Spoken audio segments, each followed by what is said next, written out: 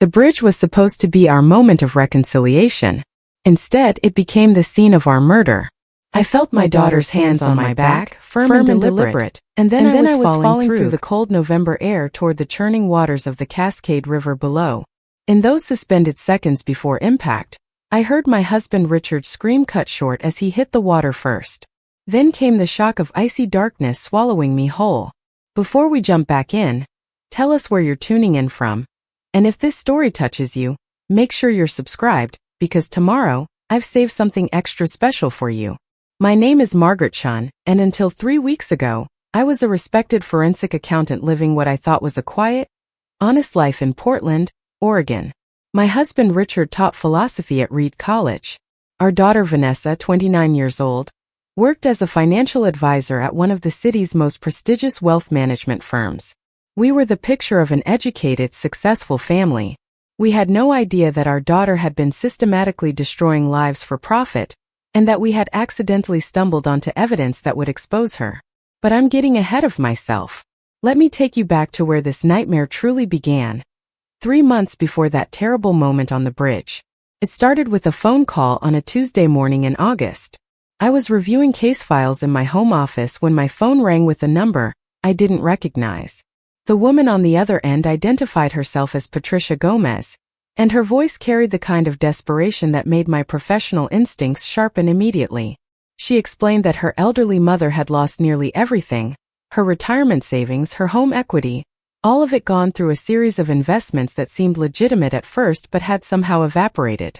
The financial advisor who had managed these investments worked at Whitmore and Associates, the same firm where Vanessa had recently been promoted to senior advisor. Patricia wasn't calling me to investigate the firm. She was calling because she'd heard I was good at finding hidden money in divorce cases, and she hoped I could trace where her mother's funds had actually gone. I took the case, though something about it unsettled me from the start. Perhaps it was the name of the firm so closely tied to my own daughter. Perhaps it was the particular cruelty of stealing from vulnerable elderly clients. I told myself that Vanessa worked in a different department, handled different clients, and had nothing to do with whatever fraud had been perpetrated against Patricia's mother. The investigation began routinely enough. I subpoenaed financial records, traced wire transfers, followed the digital paper trail that most criminals believe they've hidden adequately, but that trained eyes can always uncover. What I found was sophisticated, elegant even in its wickedness. Someone had created a network of shell companies, each one appearing legitimate on the surface, each one siphoning money from elderly clients into accounts that then disperse funds through increasingly complex channels. I had seen schemes like this before, but never executed with such precision. Whoever had designed this system understood not just finance but human psychology. They knew exactly how to gain trust, how to present returns that seemed realistic enough not to trigger suspicion, how to time withdrawals to coincide with market volatility that could explain losses. It took me 6 weeks to trace the ultimate destination of Patricia's mother's money. 6 weeks of late nights, of following threads through offshore accounts and carefully constructed corporate veils. And when I finally found the endpoint, when I finally identified the account where the stolen funds ultimately rested, my hands went numb and my vision narrowed to a pinpoint. The account belonged to my daughter. Not just one account. As I dug deeper, barely breathing, barely able to process what I was seeing, I found 7 different accounts in Vanessa's name, or in the names of entities she controlled. Over the past 4 years, she had stolen approximately $14 million from elderly clients at her firm. $14 million built on the ruin of people who had trusted her with their life savings, their security, their ability to afford medication and housing and dignity in their final years. I sat in my office until 3 in the morning. The evidence spread across my desk like accusations. Part of me wanted to believe there was some explanation, some mistake in my analysis. But I'd been doing this work for 23 years. I knew what I was looking at. I knew what my daughter had become. The question that paralyzed me was simple and impossible. What does a mother do when she discovers her child is a monster? I couldn't go to the authorities immediately. Not because I wanted to protect Vanessa, though some buried maternal instinct probably whispered that I should, but because I needed to understand the full scope of what she'd done. If I reported her prematurely, with incomplete evidence, she might find a way to escape consequences or destroy records. I'd seen it happen before with white-collar criminals who had resources and intelligence. They could make evidence disappear, could create enough reasonable doubt to walk away free while their victims suffered. So I made a decision that would nearly cost Richard and me our lives. I decided to gather comprehensive, irrefutable evidence before exposing my own daughter's crimes. I told Richard everything that night. He sat at our kitchen table, the color draining from his face as I walked him through the financial trails, the shell companies, the systematic theft. My husband, who had spent his career teaching ethics and moral philosophy, who had written papers on virtue and character, struggled to reconcile the daughter he'd raised with the criminal I'd uncovered. We'd always been proud of Vanessa. She'd been a brilliant student, charming and driven, the kind of child other parents envied. She graduated summa cum laude from Princeton, earned her MBA from Wharton, landed prestigious positions that suggested a remarkable future. We'd attributed her success to intelligence and hard work, never imagining it was built on cruelty and theft. Richard's first instinct was confrontation. He wanted to call Vanessa immediately, to demand an explanation, to give her a chance to confess and make restitution. But I convinced him that confrontation would only alert her to our knowledge. She would have time to hide assets, destroy evidence, potentially flee. We needed a complete picture before we acted. Over the next 3 weeks I worked in secret, documenting every transaction, every victim, every layer of Vanessa's criminal enterprise. I contacted other clients at Whitmore and Associates under various pretexts, discovering that at least 17 elderly individuals had been systematically defrauded. Some had lost everything. 2 had died, the stress and financial devastation hastening their decline. One man had attempted to end his life when he realized his grandchildren's college funds, which he'd entrusted to his advisor, had vanished. Each discovery hollowed me out a little more. This wasn't impulsive crime or a single bad decision. This was methodical, sustained evil perpetrated by someone I had nursed as an infant, someone I had read bedtime stories to, someone I had believed I knew completely. Richard struggled more visibly than I did. He stopped sleeping, stopped eating regularly. His colleagues at the college noticed his distraction. He would sit for hours staring at photographs of Vanessa as a child, as if searching those images for some early warning sign we'd missed, some indication of the darkness that had been growing inside her. We didn't confront Vanessa, but we couldn't completely hide our knowledge either. The strain affected our interactions with her. When she called with her usual weekly check-ins, our responses became clipped, uncomfortable. When she suggested meeting for dinner, we made excuses. She noticed. Of course she noticed. 2 weeks into my investigation, Vanessa showed up at our house unannounced. She looked concerned, her expression carefully arranged into filial worry. She said we seemed distant lately, asked if everything was all right, wondered if there was something she should know about. I'm a terrible liar under the best circumstances, and these were far from the best circumstances. I told her we were fine, just busy with work. Richard, slightly better at deception or perhaps simply more desperate to maintain normalcy, supported my claim. But I saw the calculation in Vanessa's eyes, the way she studied us both with an intensity that suggested she was solving a puzzle. She stayed for an hour, making conversation that felt like an interrogation disguised as family chat. She asked about my current cases, about Richard's research, about our plans for the upcoming holidays. Every question felt weighted, as if she was probing for what we knew. After she left, Richard and I stood in the kitchen in silence for several minutes. Finally, he said what we were both thinking. She knows we're hiding something. She's trying to figure out what. I accelerated my investigation after that visit, working 16-hour days to compile irrefutable documentation. I contacted a federal prosecutor I'd worked with on previous cases, explained in general terms that I had evidence of significant financial fraud, and asked about the process for reporting and ensuring prosecution. I didn't mention that the criminal was my daughter. Not yet. The prosecutor, Daniel Morrison, told me that with solid evidence, the case would be strong. Financial crimes against the elderly were prosecuted aggressively, especially when the amounts were substantial. He warned me, however, that white-collar criminals often had resources to mount sophisticated legal defenses. The evidence needed to be airtight, comprehensive, and clearly documented. I assured him it would be.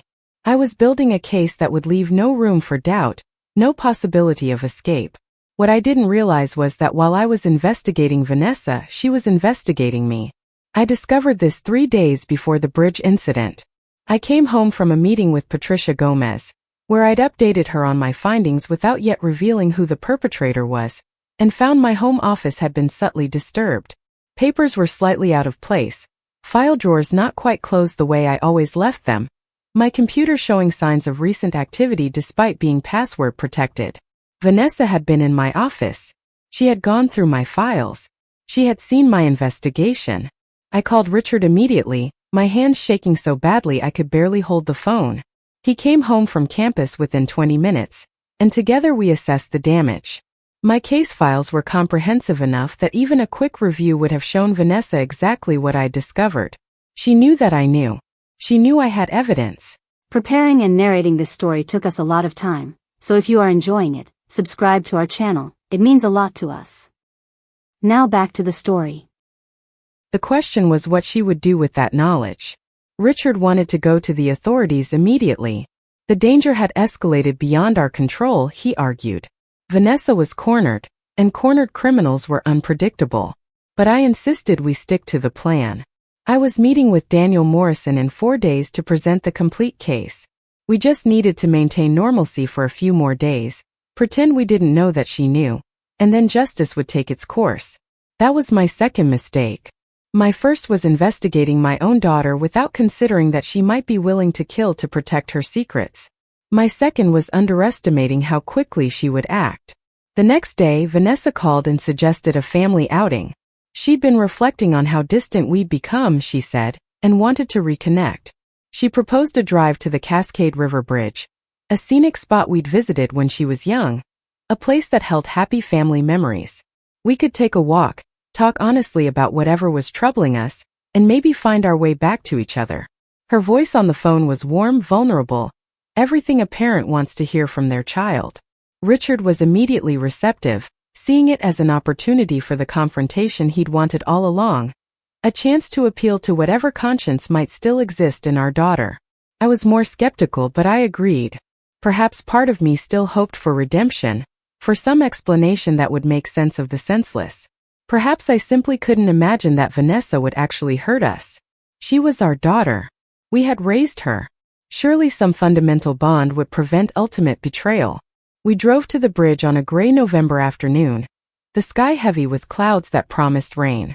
The Cascade River Bridge is a beautiful structure, a century-old steel arch bridge that spans a deep gorge carved by the river below.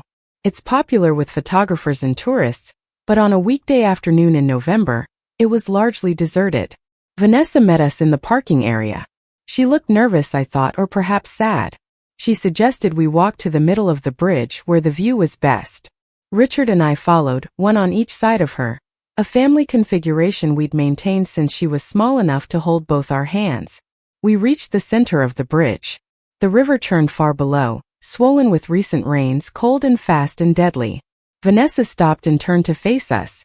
For a moment I thought she might confess, might cry, might ask for help or forgiveness. Instead she said, in a voice utterly devoid of emotion, "I know you found everything, Mom. I know you've been investigating me. I can't let you destroy what I've built." Richard, ever the philosopher trying to reach his students' better nature, began to speak. "Vanessa, we can fix this. We can find a way to make restitution to get you help. You're not beyond redemption." She smiled then, an expression I'd never seen on her face before. Cold. Clinical. "You still don't understand," she said. "I'm not sick, Dad. I'm not confused or misguided. I simply don't care about those people.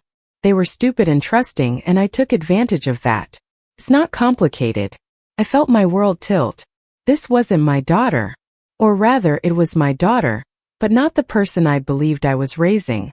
The mask had fallen away completely. Richard reached for her, whether to embrace or restrain, I don't know. He never completed the gesture. Vanessa moved with surprising speed, shoving him hard. He stumbled backward, hit the bridge railing, tipped over. His expression was shock, not fear, as he fell. He genuinely couldn't believe his daughter had pushed him. I screamed and lunged toward the railing, trying to see if there was any way to reach him, to save him. I never saw Vanessa's hands coming. She pushed me from behind, both palms flat against my shoulder blades, professional and efficient. And then I was airborne, falling after my husband toward the water that would kill us both.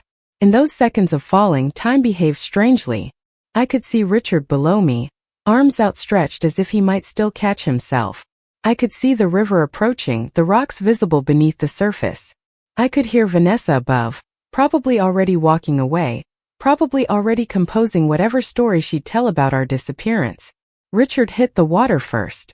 Then I crashed into the river, the impact forcing air from my lungs, the cold stealing whatever warmth remained in my body. The current seized me immediately, pulling me under, tumbling me like debris. I fought toward the surface, broke through, gasped for air. Richard's head appeared 10 feet away. He was struggling against the current, injured from the fall, barely keeping himself afloat. Our eyes met across the churning water. I saw him try to speak, saw him mouth words I couldn't hear over the river's roar. Then something struck my head, a submerged rock or piece of debris, and darkness swallowed me. I woke in shallow water near the riverbank, tangled in tree roots that had caught me and prevented me from being swept further downstream. My body was a symphony of pain, cold radiating from my core. My left arm bent at an unnatural angle, blood from the head wound mixing with river water. Richard was beside me, unconscious but breathing, his face pressed against mud that had probably saved him from drowning. He'd somehow managed to drag us both toward the bank before losing consciousness. I tried to call for help, but my voice emerged as barely a whisper. I tried to move, but my body wouldn't respond. The cold was winning, pulling me toward sleep that I knew would be permanent if I surrendered to it. That's when I heard voices above us on the bank. Searchers. Someone had seen the fall or found our car and called for help. We were going to be rescued. We were going to survive. We could still expose Vanessa and bring justice to her victims. Then I heard another voice, clear and familiar. My daughter's voice, speaking to the searchers. I think they went over the bridge. My parents. They were standing too close to the railing. My father had been drinking. He lost his balance and pulled my mother with him. Oh God, is there any chance? She was already constructing the narrative. An accident. A tragedy. Grief-stricken daughter. She would inherit our estate, would have time to hide assets and destroy evidence before any investigation could pick up where I'd left off. She would get away with everything. Richard's eyes fluttered open beside me. He'd heard her too. Our gazes met, and I saw the same calculation happening in his mind that was happening in mine. If the searchers found us alive, if they pulled us out and took us to the hospital, Vanessa would know we'd survived. She would have access to us when we were vulnerable, injured, and unable to defend ourselves. She had already tried to kill us once. She wouldn't hesitate to finish what she'd started. Richard's lips moved, and despite the rushing water, I heard the words he whispered. Pretend we're dead. The searchers were getting closer. I could hear their equipment, their urgent calls to each other, their plans for entering the water. We had perhaps seconds to make a choice that would determine whether we lived or died. I understood Richard's logic immediately. If Vanessa believed we were dead, she would relax her guard. She would think she was safe. We would have time to recover, to plan, to come back from the dead with all our evidence intact and turn her confidence into the weapon that would destroy her. But it meant enduring whatever came next in silence. It meant letting our daughter believe she'd murdered us. It meant playing dead convincingly enough to fool searchers who were trained to find signs of life. Richard managed to move his hand slightly, pressing his fingers against mine in the mud. His eyes asked the question, could we do this?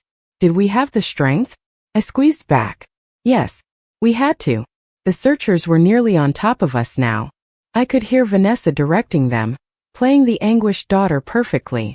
Check near that cluster of rocks. The current would have carried them downstream. Please hurry. Please find them. Richard and I made ourselves still. We slowed our breathing to nearly nothing. We let the cold numb us into something close to actual death. We waited. A searcher crashed through the brush above us, then shouted to his colleagues. I've got them. 2 bodies caught in the roots. Hands reached for me, professional and urgent. Checking for a pulse. Finding one, faint and slow from hypothermia. The searcher's voice was grim. This one's gone. The other one too. They've been in the water too long. But standard protocol demanded they try. They pulled Richard out first, began CPR even though they clearly believed it was futile. Then they extracted me, my broken arm screaming silent agony as they moved me. More CPR. More professional attempts at revival that we couldn't respond to without revealing we were conscious. I heard Vanessa crying. Convincing, bereaved, perfect. I heard her ask to see the bodies, heard a searcher gently refuse, telling her she shouldn't remember her parents this way. I heard her accept this with appropriate reluctance. The searchers worked on us for 8 minutes. Standard protocol before declaring death in cold water cases. 8 minutes of CPR we couldn't respond to, of rescue breaths we couldn't acknowledge, of chest compressions that threatened to break our ribs if we didn't stay absolutely limp. Finally, the senior searcher made the call. Time of death 4:47 p.m. I'm sorry, miss. We did everything we could. The water was just too cold. Vanessa's wail of grief was worthy of an award. Through my barely cracked eyelids, I watched her collapse against a searcher, watched her accept comfort, watched her play the devastated daughter with nauseating skill. They covered us with emergency blankets, the kind used to preserve bodies for the medical examiner. Under that silver fabric, in the blessed darkness and warmth it provided, Richard's hand found mine again. We were still alive. We were still together. And now we had something more valuable than evidence. We had the element of surprise. The next hours were the most terrifying of my life. They loaded our bodies into an ambulance, Richard and me lying side by side under separate blankets. The protocol was to transport us to the county morgue for formal examination. Vanessa rode in her own car behind the ambulance, following her parents' bodies, grieving convincingly for any observers. In the darkness beneath the blanket, I focused on breathing as shallowly as possible, on remaining absolutely still despite my body's desperate need to shiver, to move, to seek warmth. Richard was doing the same beside me. I could sense him there, could feel his presence even though we couldn't risk communicating. The ambulance ride seemed endless. Every pothole sent agony through my broken arm. The head wound continued bleeding sluggishly, soaking into the blanket. I was genuinely hypothermic, genuinely injured, dancing the edge between performance and actual death. When we finally stopped, I heard the ambulance doors open. Heard the attendants talking to the morgue staff. 2 drowning victims from the Cascade River Bridge. Probable accident, though there will be an investigation. Family member followed to make arrangements. They wheeled us inside, the temperature change from outside cold to climate-controlled interior almost shocking. I heard Vanessa's voice again, speaking to whoever was in charge. She was asking about procedures, about when she could make funeral arrangements, about whether autopsies would be required. The morgue attendant's voice was professionally sympathetic. Standard autopsy in cases of accidental death, especially when there's no witnessed fall. We'll complete the examinations tomorrow. You can contact the office afternoon for information about releasing the bodies. Vanessa accepted this. I heard her footsteps retreating, heard her leave. Only then did I risk the smallest breath of relief. We had passed the first test. She believed we were dead. But now we faced an even more delicate challenge. We were in a morgue about to be stored in refrigerated compartments, about to be examined by professionals who would immediately recognize that we were still alive. We needed help, but we needed to be certain that help came from someone we could trust, someone who wouldn't inadvertently alert Vanessa that her murder attempt had failed. Richard and I had discussed this in whispered fragments while we waited for the searchers to leave us. We had one potential ally, one person who might understand and help us. Daniel Morrison, the federal prosecutor I'd been planning to meet. If we could get word to him, if we could trust him to understand the situation and act appropriately, we might have a chance. But first we had to survive the morgue. The attendants wheeled Richard's gurney first, taking him to whatever examination room or storage they used. I heard his gurney roll away, heard doors close, heard the echo of the morgue's empty spaces. Then they came for me. Under the blanket, I risked opening my eyes slightly. The attendant pushing my gurney was young, maybe 25, wearing scrubs and looking tired. He was alone. This might be my only opportunity. As he paused to push through a set of double doors, I moved my hand slightly, letting it slip from beneath the blanket. The motion was small but deliberate. If he noticed, if he checked, he would see that I was still alive. He noticed. I felt the gurney stop abruptly. Heard his sharp intake of breath. Felt him reach for my wrist, checking for a pulse he would definitely find. The attendant swore softly. Then he made a decision. Instead of calling for help, instead of raising an alarm, he leaned close and whispered, "Can you hear me?" I moved my fingers slightly against his hand. "Yes." Another curse, this one louder. "Then if you can understand me, move your fingers twice." I complied. 2 deliberate movements. The attendant pulled the blanket back slightly, enough to see my face, to see my eyes tracking him. His expression cycled through shock, confusion, and then comprehension. "Someone tried to kill you. You're hiding." I moved my fingers once. "Yes." He covered me again quickly, looking around to make sure no one else was nearby. Then he did something extraordinary. He made a choice to help someone he didn't know, for reasons that were probably his own. "I'm going to move you somewhere safe," he whispered. "Don't make any sound. Let me handle this." He wheeled me away from wherever he'd been taking me, through corridors that felt endless, finally stopping in what sounded and smelled like a small office. He closed a door and I heard a lock click. "Okay," he said, pulling the blanket back. "You can move now. Tell me what's happening. Fast." I sat up slowly, my body protesting every movement. My voice came out rough and broken from the cold and the injury. "My daughter tried to kill my husband and me. Pushed us off a bridge. The other body, the man, he's my husband. He's alive too. We need to get to a federal prosecutor named Daniel Morrison. He has evidence about crimes my daughter committed. If she knows we survived, she'll try again." The attendant, whose name tag read Marcus Wells, processed this information with remarkable calm. "Your daughter pushed you off a bridge and now everyone thinks you're dead." "Yes." "And you want to stay dead so you can come back with evidence to expose her." "Yes." Marcus nodded slowly. "That's either the most insane thing I've ever heard, or you're telling the truth and you need serious help. Given that you're definitely alive in a morgue, I'm leaning toward believing you." He pulled out his phone. "Give me this prosecutor's direct number. I'll call him and only him. But you need medical attention. That arm is broken and you're still hypothermic. Your husband is probably worse off." I gave him Daniel Morrison's number, which I'd memorized. Marcus dialed, putting the phone on speaker. Daniel answered on the second ring. "Morrison. Mr. Morrison, my name is Marcus Wells. I work at the county morgue. I have a woman here who claims you can verify her identity. She says her name is Margaret Chen." There was a long silence. "Then Margaret Chen was supposed to meet with me tomorrow. She and her husband were just reported dead in a drowning accident. Who is this really?" Marcus looked at me and I leaned toward the phone. "Daniel, this is Margaret. My daughter Vanessa pushed my husband and me off the Cascade River Bridge. We survived and we're pretending to be dead so she'll think she's safe. I have all the evidence I gathered. It's in my home office, hidden in the false bottom of my filing cabinet. Everything you need to prosecute her for defrauding at least 17 elderly victims." Another long silence. When Daniel spoke again, his prosecutor's instinct had engaged. "You're seriously telling me you survived a murder attempt and you're hiding in the morgue?" "Yes. And you have evidence of financial crimes serious enough that your daughter tried to kill you to prevent prosecution.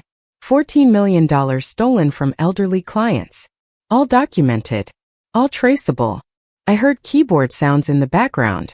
Daniel was already working. "Give me the morgue's address.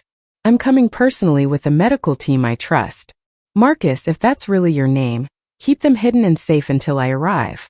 If this is legitimate, you're protecting 2 witnesses to attempted murder and major financial crimes. If it's not legitimate, I'm going to have your job and possibly file charges." Marcus gave the address and then added, "For what it's worth, I believe them. People don't fake hypothermia and broken bones for fun." Daniel's voice hardened. "I'll be there in 40 minutes. Keep them alive and keep them hidden. And Marcus, call no one else. If what they're saying is true, the perpetrator thinks she committed the perfect crime. Let's keep it that way until we're ready to move." The call ended. Marcus looked at us with something between admiration and concern. "You two have either the worst luck or the best survival instincts I've ever seen. Let me get you something warm to drink and check on your husband. Then we wait for the cavalry." He left briefly and returned with Richard, who was conscious but barely, still wrapped in his blanket, shaking violently from hypothermia.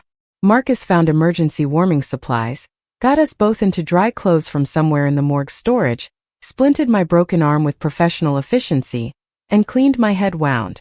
While he worked, I told him the whole story. My investigation into the fraud, discovering it was Vanessa, the 3 weeks of gathering evidence, her breaking into my office, the planned meeting with Daniel, and the bridge. All of it. Marcus listened without interrupting, his hands steady as he worked. When I finished, he was quiet for a moment. Then he said, "My grandmother lost everything to a financial scam 3 years ago. Some investment advisor convinced her to liquidate her retirement accounts and put it all into what turned out to be a Ponzi scheme.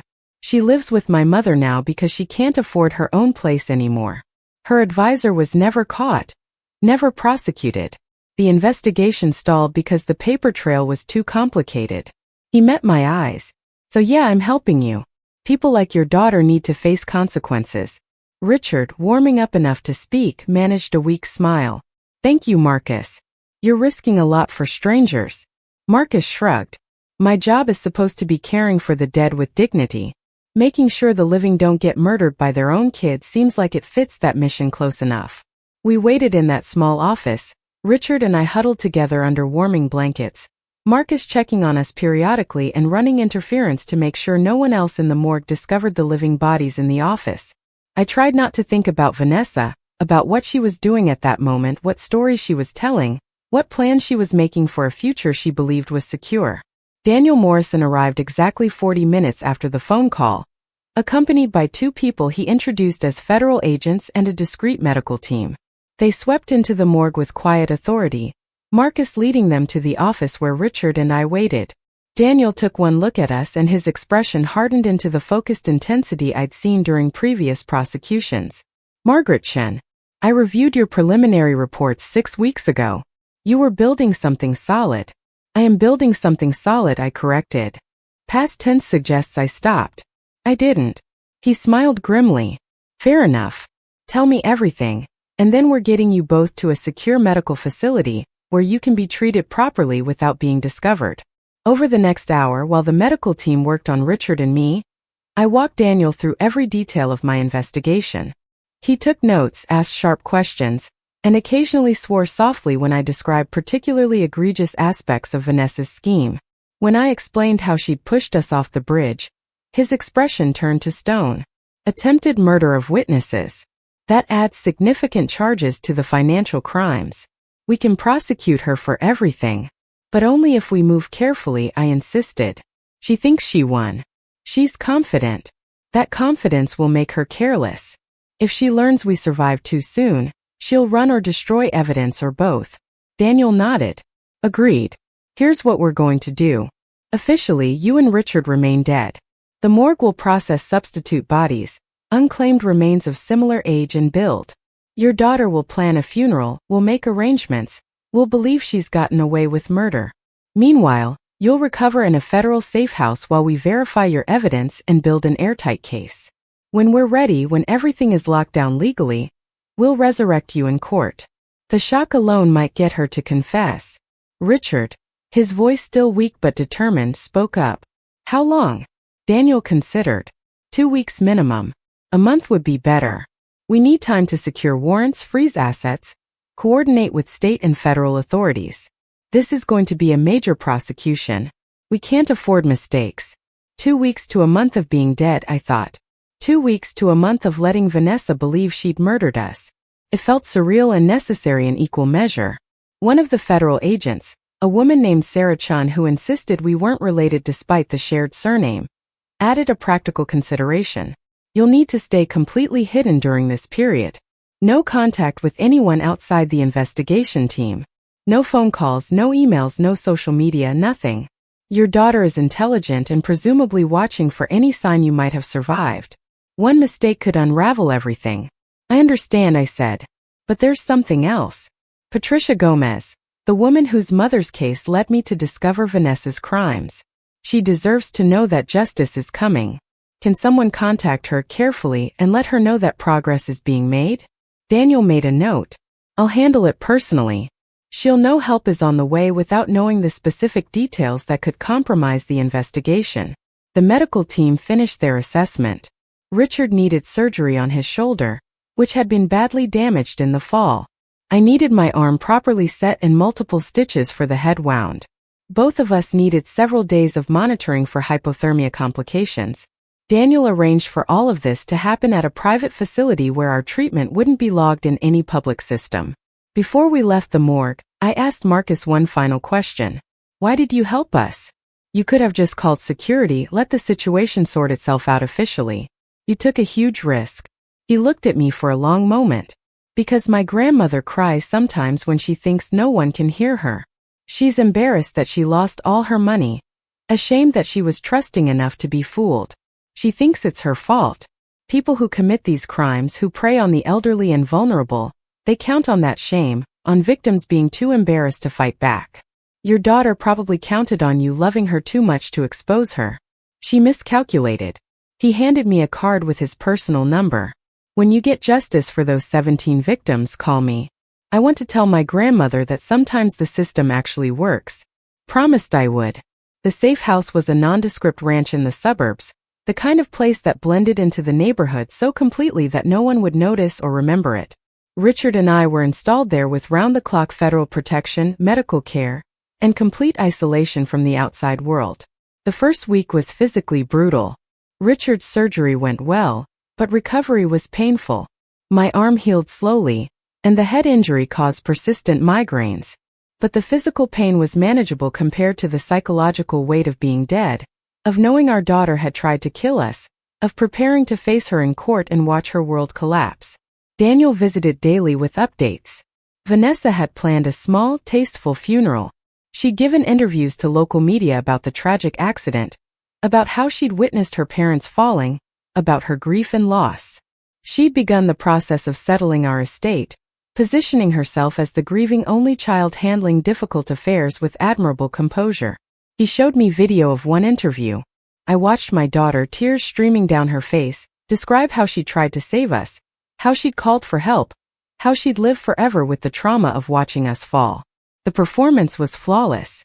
If I hadn't known the truth, I would have believed her completely. Richard couldn't watch. He sat with his back to the screen, shoulders shaking. That's not our daughter, he kept saying.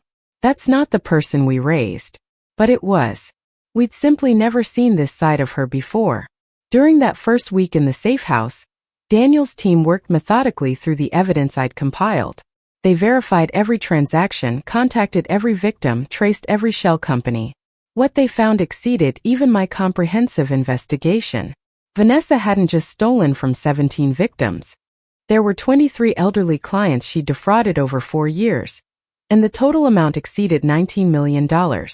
Some victims had died before I'd even begun my investigation. Others were too ashamed to come forward until federal agents assured them they weren't at fault, that they'd been targeted by a sophisticated criminal who understood exactly how to exploit trust and vulnerability.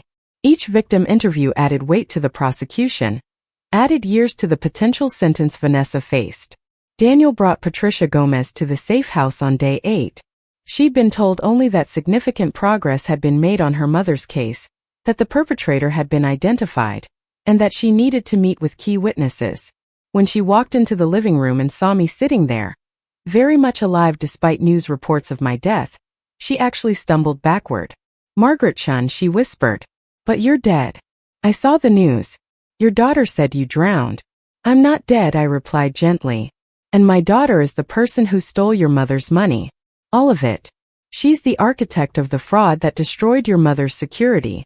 Patricia sank into a chair, her expression cycling through shock, confusion, and then understanding. Your own daughter. That's why you faked your death. She tried to kill you to cover it up. She pushed my husband and me off a bridge when she discovered we'd uncovered her crimes. I confirmed. We survived, barely, and we're staying hidden until the case is ready for prosecution. Patricia started crying then, not from sadness but from relief. My mother blamed herself. She thought she'd been stupid, careless, that she should have known better. I kept telling her it wasn't her fault, but she didn't believe me.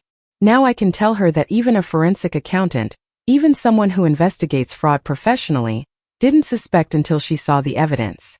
Even your own mother didn't know. That's exactly what Daniel said when he brought her here, I told Patricia. Vanessa is extraordinarily good at deception. She fooled everyone, including the people who raised her. Your mother has nothing to be ashamed of. We talked for 2 hours. Patricia told me about her mother's decline after losing everything, about the depression and shame, about how a vibrant, independent woman had become a shell of herself. She told me about the other victims she'd connected with through online forums, people searching for answers about where their money had gone, supporting each other through the aftermath of financial devastation.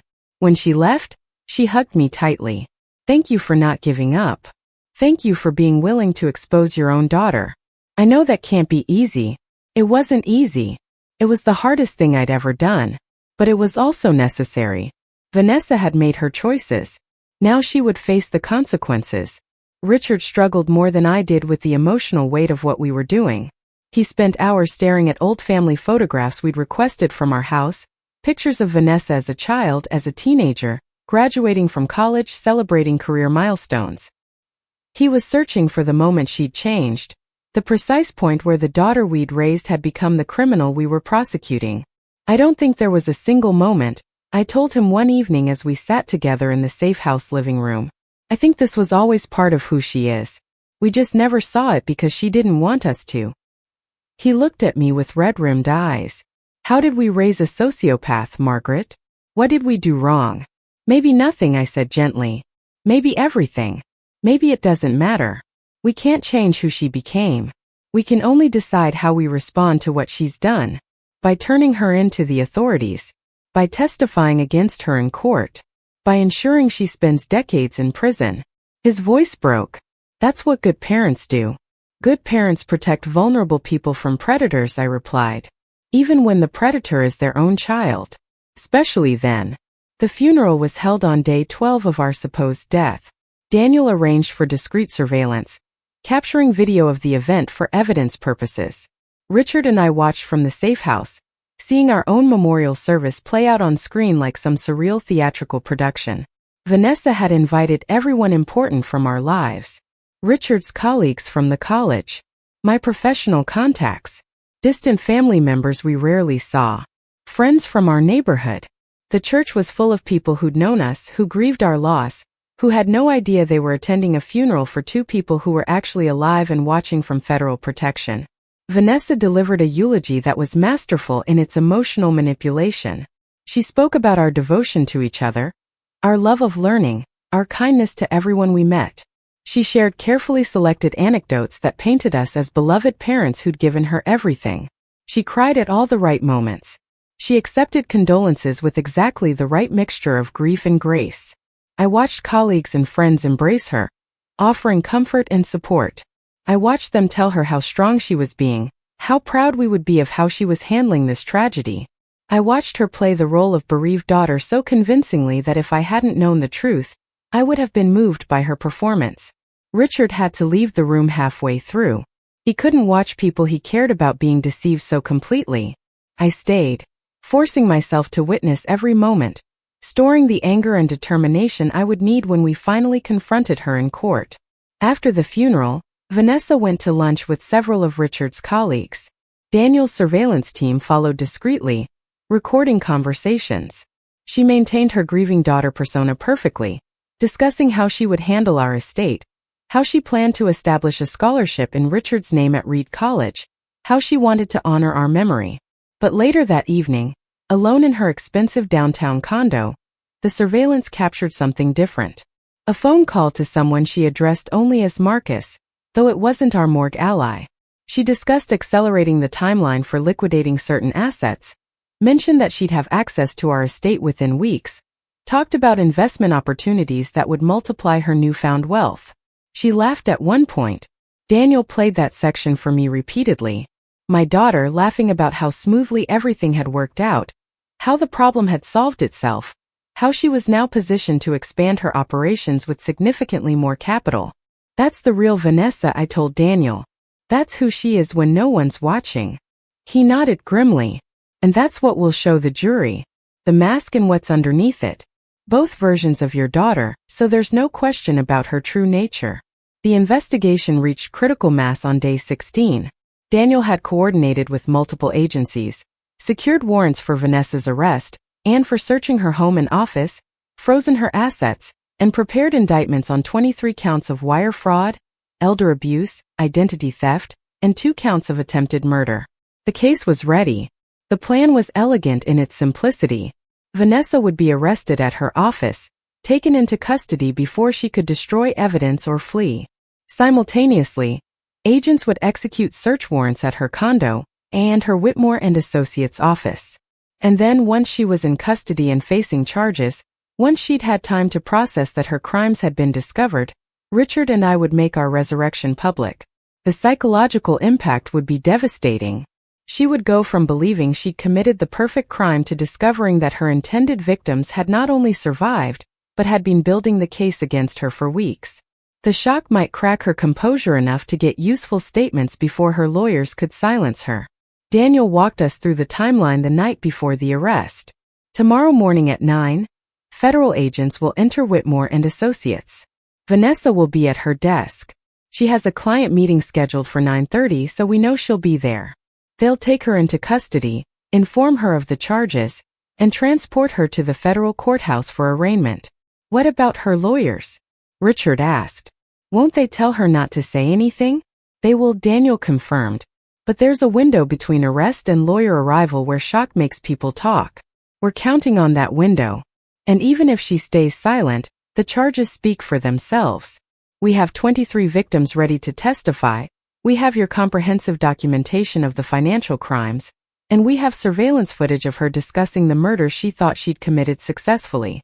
When do we reveal ourselves? I asked. After she's processed and placed in a holding cell. We'll arrange for her to see you through a video feed first. Just your faces alive staring back at her. Then if she agrees to talk, you'll confront her in person with agents and recording equipment present. Everything she says will be documented and admissible in court. I tried to imagine that moment, seeing Vanessa's face when she realized Richard and I had survived. Part of me wanted to see her composure crack, wanted to witness the moment she understood she'd lost everything. Another part of me, the part that still remembered nursing her through childhood illnesses and celebrating her achievements, dreaded seeing her complete destruction. Richard reached for my hand.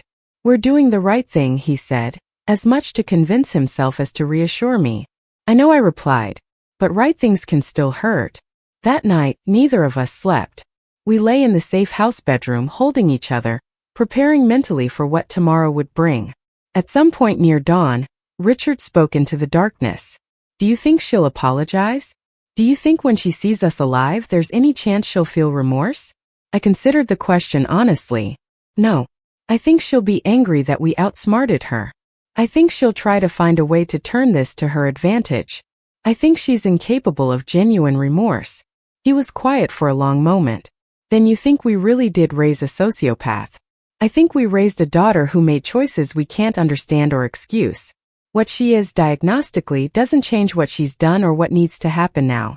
The next morning arrived with the kind of gray, drizzly weather Portland was famous for. Daniel arrived at the safe house at 7:30, accompanied by Sarah Chen and 2 other federal agents. They reviewed the plan one final time, had us sign statements and authorizations, and prepared us for what the day would bring. At 8:45, we all loaded into unmarked vehicles and drove to the federal courthouse downtown. Richard and I would wait in a secure room while the arrest happened. We'd be able to listen to the audio feed from the agents executing the warrant, but we wouldn't see Vanessa until after she'd been processed. The minutes stretched impossibly long. Richard paced the small room while I sat rigidly in a chair, my hands clenched together, my broken arm still in its cast aching with tension. At exactly 9 o'clock, Daniel's voice came through the speaker. We're moving in now.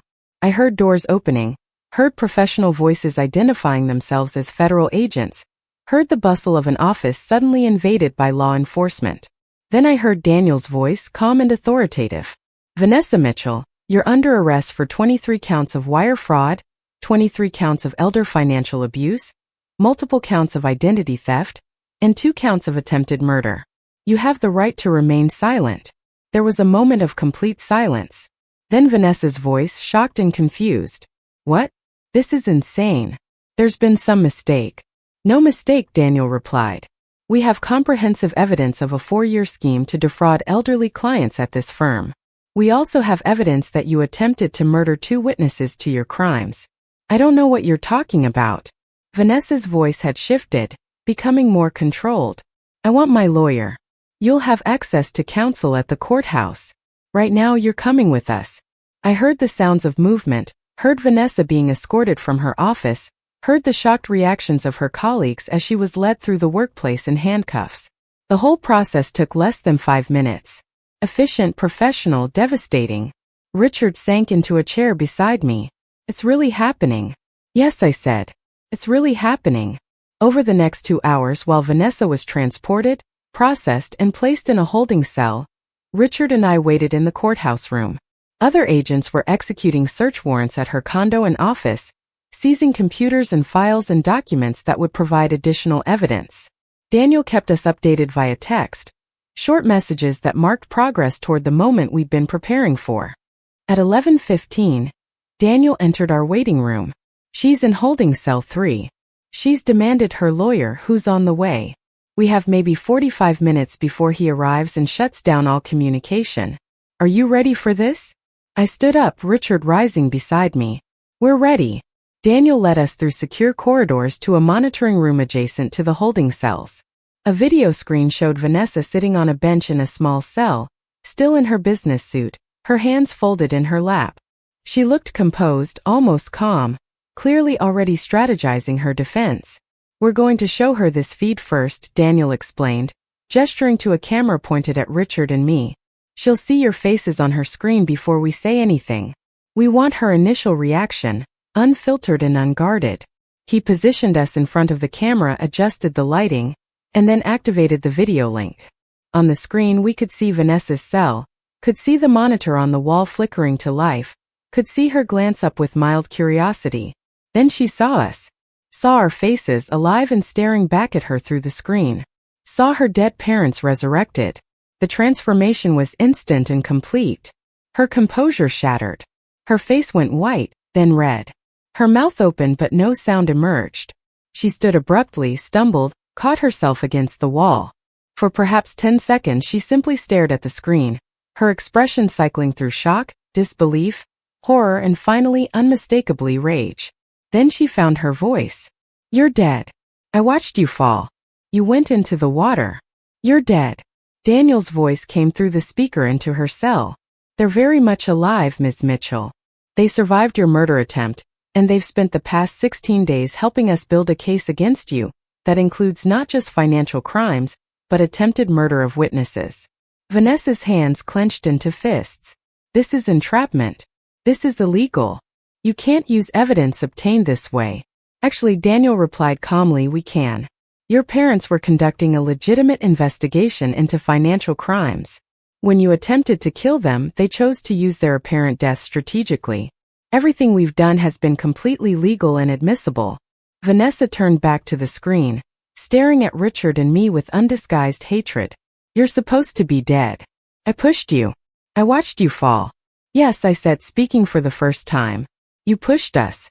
You tried to murder your own parents to cover up the fact that you've been stealing from vulnerable elderly people for years. But we survived, Vanessa. We survived, and we've made sure you'll face consequences for everything you've done. She laughed, then a harsh, bitter sound. Consequences? From you? You're pathetic. Both of you. Always so moral, so righteous, so convinced you understood how the world really works. You understand nothing. Richard stepped closer to the camera, his voice steady despite the emotion in his eyes. We understand that you're a criminal who hurt innocent people. We understand that you felt no remorse. We understand that when we discovered what you'd done, you tried to kill us rather than face justice. We understand you perfectly, Vanessa. Her expression shifted again, becoming calculating. You have nothing. Some financial records that could be explained as investment losses. Some speculation about my business practices. And your word against mine about what happened on that bridge. I'll say you're lying to cover up your own failed suicide attempt. I'll say you're trying to frame me because you're ashamed of trying to end your lives. Daniel interrupted smoothly. Actually, we have 23 victims ready to testify. We have detailed documentation of shell companies you created to hide stolen funds. We have surveillance footage of you discussing the murders you thought you'd successfully committed. We have your morgue attendant who helped your parents survive. We have everything, Ms. Mitchell. For the first time, genuine fear flickered across Vanessa's face. She looked at the screen at Richard and me, and something in her expression changed. The mask had been fully removed.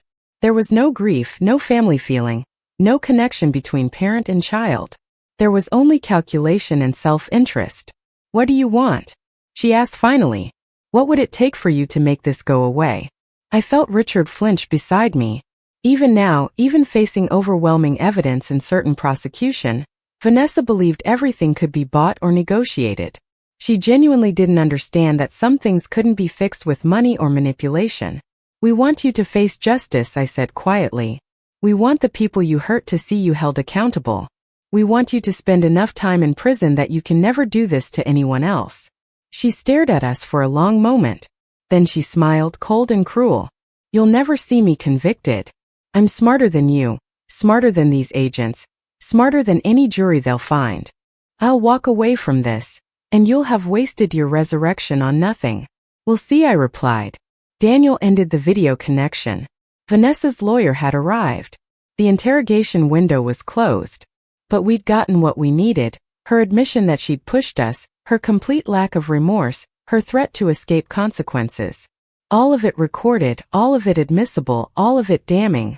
Richard and I stood in the monitoring room, watching our daughter pace her cell, already conferring with her expensive lawyer, already beginning the fight she believed she could win. She really thinks she'll get away with it, Richard said wonderingly. Daniel shook his head. She won't. The evidence is overwhelming. Her own words just sealed her fate.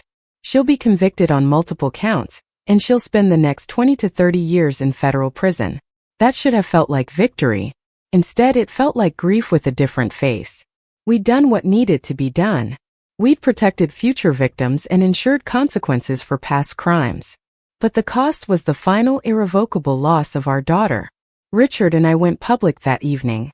Daniel arranged a carefully managed press conference where we appeared together, very much alive, and explained in general terms what had happened. We'd uncovered evidence of financial crimes, been targeted for murder, survived, and cooperated with federal authorities to ensure prosecution. The media response was explosive.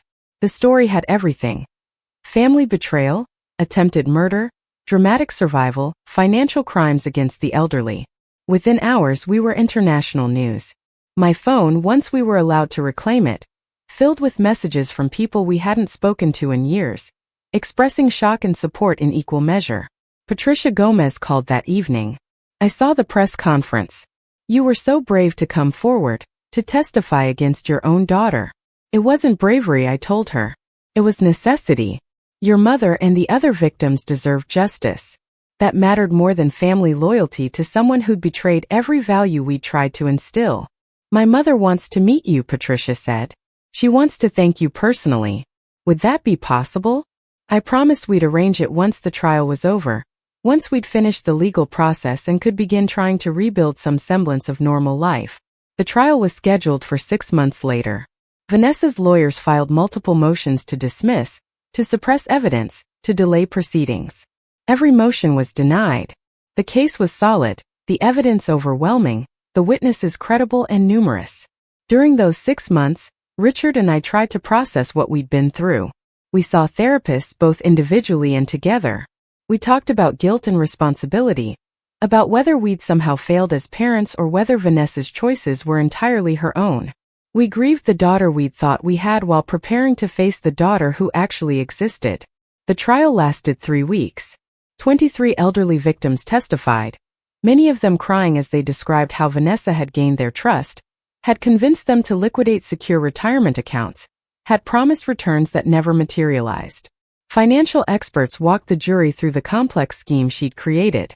Digital forensic specialists showed how she'd hidden money in shell companies and offshore accounts. Richard and I testified about the bridge, about the moment our daughter had pushed us to our deaths, about playing dead in the morgue, about the weeks in hiding while the case was built.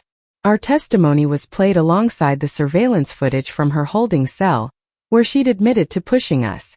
Vanessa's defense was exactly what she'd predicted: deny, deflect, and discredit. Her lawyers argued that the financial losses were legitimate investment risks, that their client had always acted in her client's best interests, that market forces beyond anyone's control had caused the losses. They suggested that Richard and I were unstable, that we'd attempted suicide and then fabricated the murder story to avoid shame.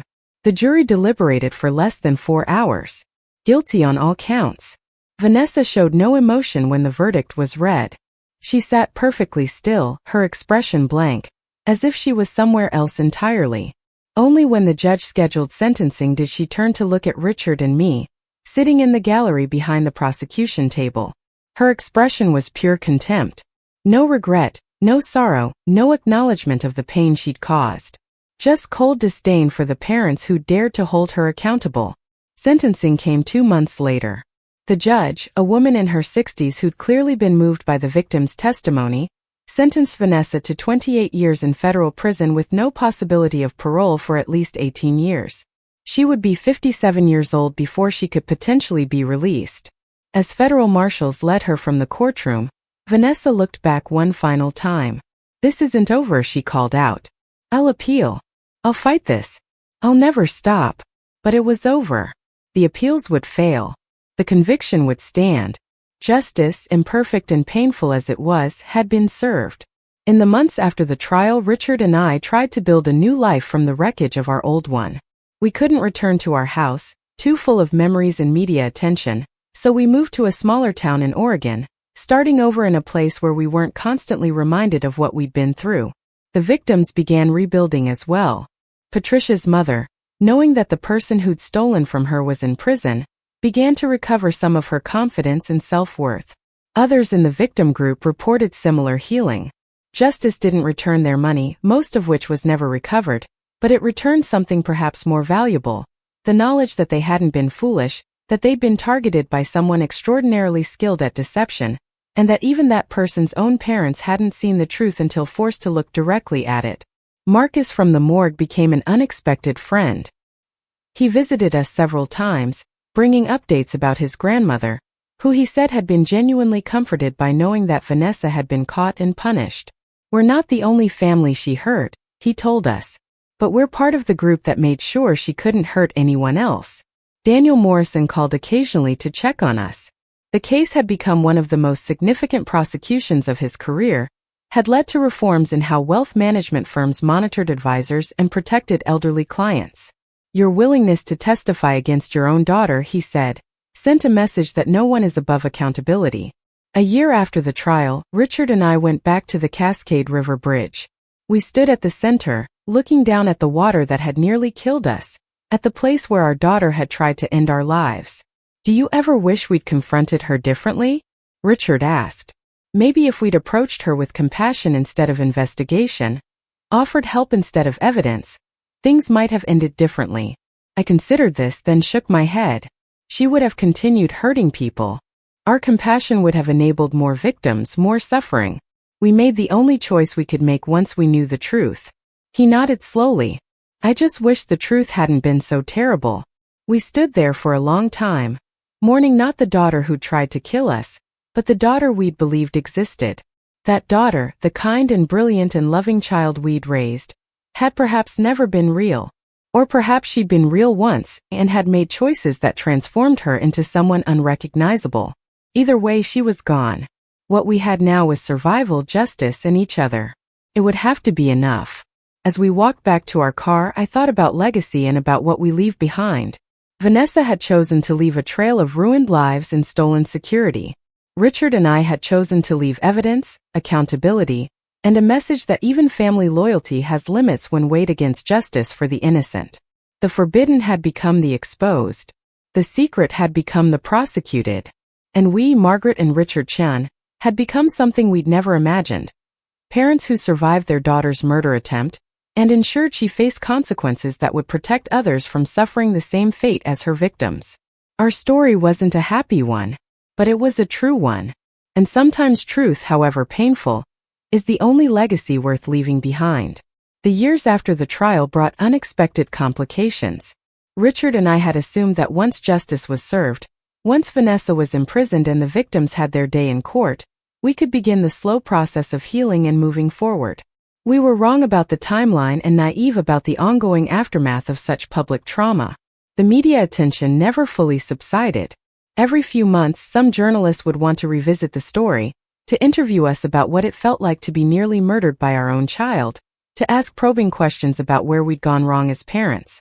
We declined most requests, but the attention itself was inescapable.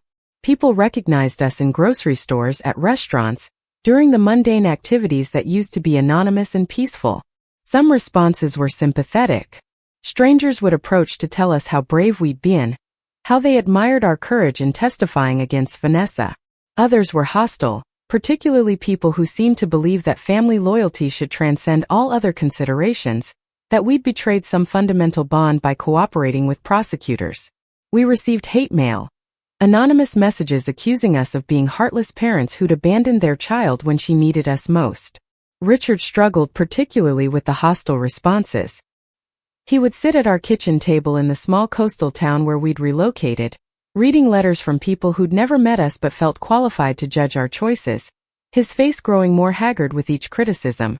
One evening, 6 months after the sentencing, I found him crying over a particularly vicious message that accused him of being responsible for creating the monster Vanessa had become.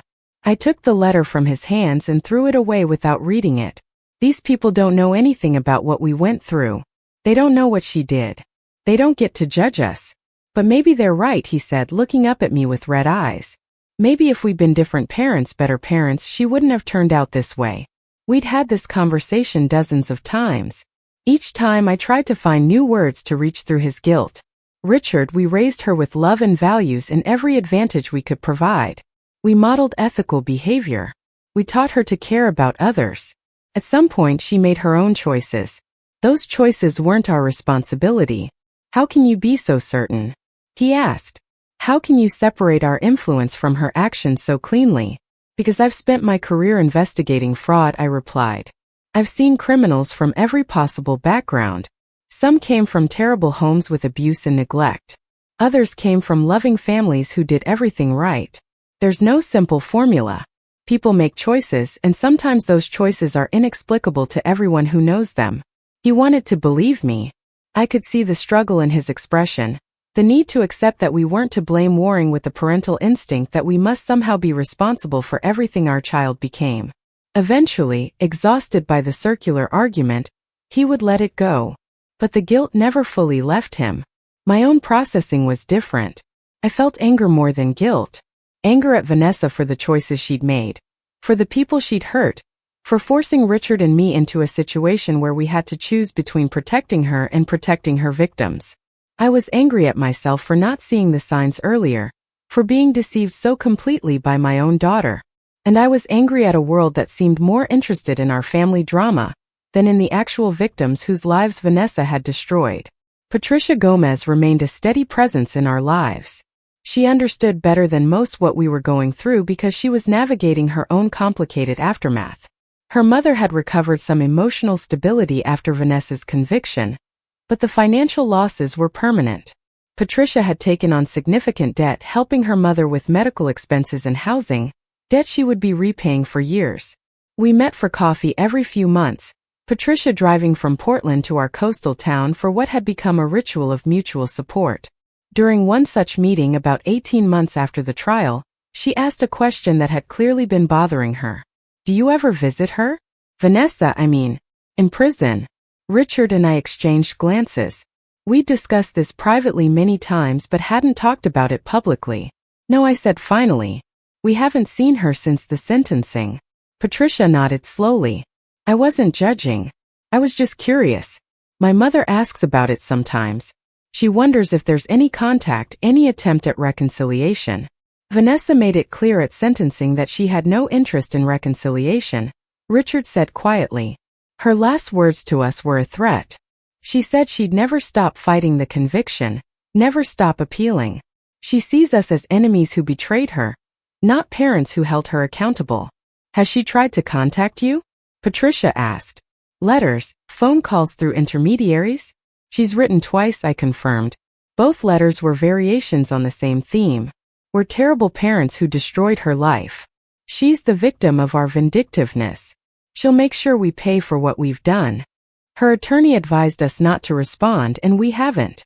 Do you think you'll ever want to see her again? Patricia pressed gently. Before she's released, I mean.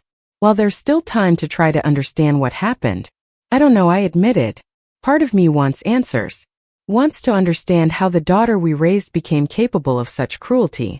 But another part knows that she's incapable of giving me those answers. She doesn't see herself as having done anything wrong.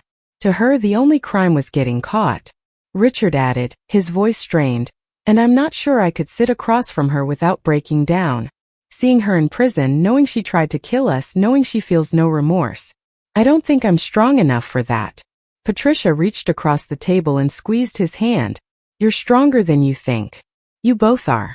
You survived being pushed off a bridge, you pretended to be dead in a morgue, you built a case against your own child, and you testified in court knowing the whole world was watching. That's strength most people can't imagine. That's survival instinct, I corrected. Not strength. We did what we had to do because the alternative was letting her get away with ruining more lives. Maybe that's what strength is, Patricia suggested. Doing what's necessary even when it destroys you. The second year after the trial brought unexpected legal complications.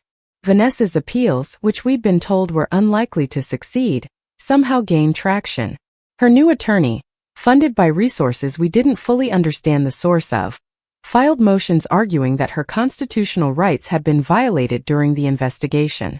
They claimed that our decision to pretend to be dead constituted entrapment, that statements she'd made to us in the holding cell should be inadmissible, that the entire prosecution was tainted by our deceptive participation. Daniel Morrison kept us updated as these appeals progressed through the system. Most of it is procedural noise, he assured us during a phone call. The convictions were solid. The evidence was overwhelming. But I won't lie to you, there's a small chance that some of her statements to you might get thrown out on technical grounds. What happens if they do? Richard asked, his voice tight with anxiety. We still have 23 victims, forensic accounting evidence, surveillance footage, and her own words from other contexts. Even without the holding cell statements, the case is strong. She's not walking away from this. But she might get a reduced sentence? I pressed. Possibly. Worst case scenario, we might see her sentence reduced by a few years. But Margaret Richard, she's still going to spend most of her adult life in prison. That hasn't changed. The uncertainty was corrosive. We'd thought the trial was the end, that we could begin rebuilding without constantly looking over our shoulders. Instead, we were pulled back into the legal system, required to review depositions, to consult with attorneys, to relive the bridge incident and its aftermath through endless procedural challenges. Richard's health began to deteriorate under the stress. He developed high blood pressure and insomnia. His doctor prescribed medication, recommended therapy, suggested we consider relocating somewhere, even more remote to escape the constant media attention and legal complications. But running away felt like letting Vanessa win, like allowing her to control our lives even from prison. I threw myself into work as a coping mechanism. I'd taken on several pro bono cases helping other fraud victims, using my expertise to trace stolen money and build cases against financial predators. It was satisfying in a way my previous corporate work had never been. Each case I helped prosecute felt like an extension of Vanessa's case, like I was continuing the fight against the kind of cruelty she'd embodied. One case in particular consumed my attention. An elderly woman named Helen Rodriguez had lost her life savings to what appeared to be a sophisticated investment scam. The patterns were eerily similar to Vanessa's scheme: shell companies and promises of exceptional returns, followed by explanations of market downturns when victims tried to withdraw funds. As I dug into Helen's case, I discovered something disturbing. The financial advisor who defrauded her had previously worked at Whitmore and Associates during the same period Vanessa was there. They'd been colleagues, had worked in adjacent departments, and the structure of their fraud schemes was nearly identical. I called Daniel Morrison immediately. I think Vanessa might not have been working alone. I think there was a whole network at that firm, multiple advisors using similar schemes to defraud elderly clients. Daniel was quiet for a moment. That would explain where her appeal funding is coming from. If there are other criminals still operating, they have a vested interest in discrediting the investigation that exposed them. Can we investigate? Can we build a case? I'll open an inquiry. But Margaret, you need to be careful. If there is a network and if they're funding Vanessa's appeals, they might see you as a threat. I'm already a threat, I pointed out. I'm already the person who exposed their colleague. Being careful won't change that. Over the next several months, I worked with Daniel and federal investigators to map out what appeared to be an extensive criminal network at Whitmore and Associates. At least 6 other financial advisors have been using similar schemes to defraud elderly clients. The total amount stolen exceeded $40 million. The victims numbered in the hundreds. Vanessa hadn't been a lone actor. She'd been part of a coordinated operation, possibly trained in these techniques, certainly protected by others who benefited from maintaining the appearance of legitimacy. The firm itself was either complicit or catastrophically negligent in its oversight. This discovery should have felt like vindication. It proved that Vanessa's crimes were even more extensive than we'd known, that our decision to expose her had potentially stopped a much larger criminal enterprise. But instead, it felt like opening a wound that had barely begun to heal. Every new revelation meant more media attention, more legal proceedings, more questions about how we'd missed the signs of her criminality. Richard reacted particularly badly to the news. He'd been clinging to the idea that Vanessa's crimes were an aberration, a terrible choice she'd made independently. Learning that she'd been part of an organized network, that her criminality was systematic and coordinated, shattered his remaining illusions about her nature. She was trained to do this, he said one evening, staring at the investigative files spread across our dining table. Someone taught her how to target vulnerable people, how to build trust just to destroy it, how to steal with precision and cover her tracks. This wasn't a moral failing. This was a chosen profession. Does that make it better or worse?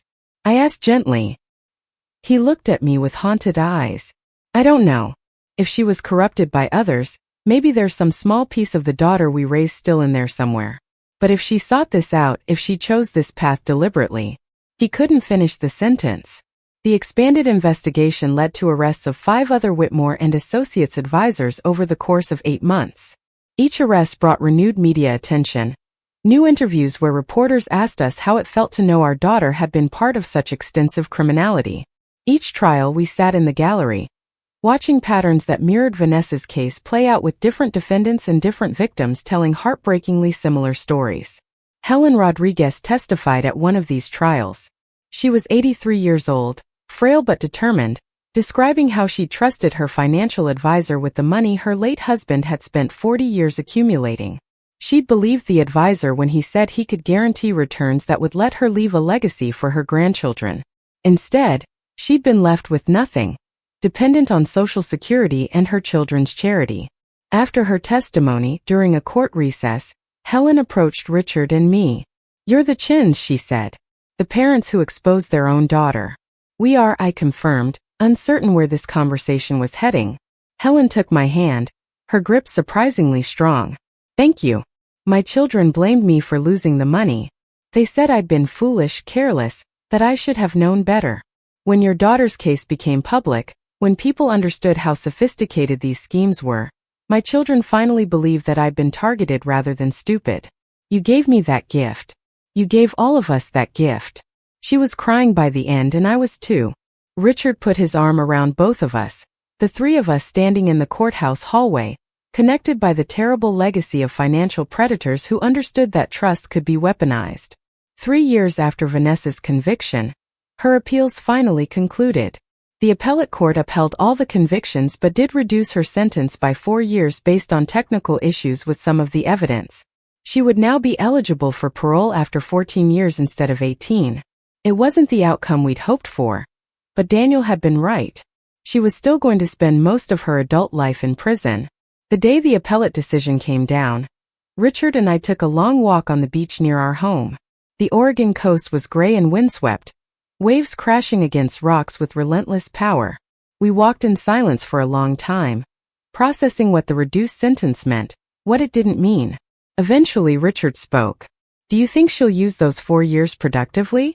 Will she get education, therapy, rehabilitation? Will she come out different?"